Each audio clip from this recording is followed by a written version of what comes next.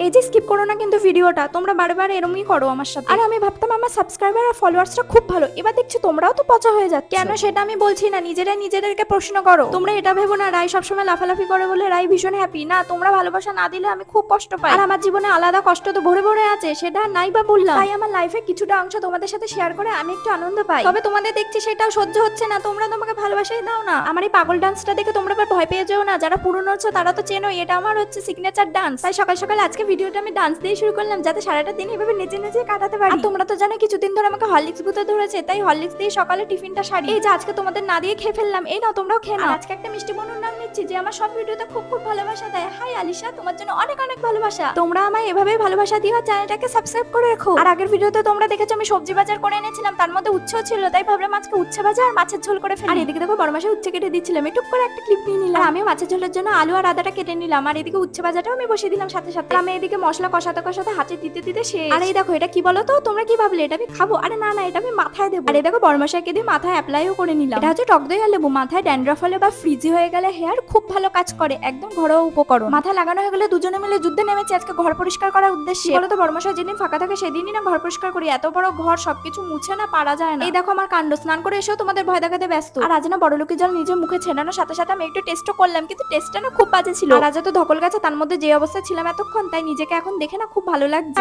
পেটের ভিতরে ইঁদুরগুলো লাফালাফি করছিল, তাই আমি খেতে চলে গেলাম। আর তোমরা তো আজকে মেনু জানো, উচ্ছে তো খেতেই চাইছিলাম না, কিন্তু বড়মশাই বললো না উচ্ছে খেতেই হবে, তিতো খাওয়া ভালো। তাই আর কি বাধ্য হয়ে কষ্টে শিষ্টে খেলাম। আমার মুখ দেখলেই তোমরা বুঝতে পারছিলে হয়তো। তিতো মুখটাকে মিষ্টি করার জন্য বড়মশাই দেওয়া চকলেটটা খাচ্ছিলাম। আর আমায় ভালোবাসে পাশে থাকতে হলে চ্যানেলটাকে অবশ্যই সাবস্ক্রাইব করে দিও।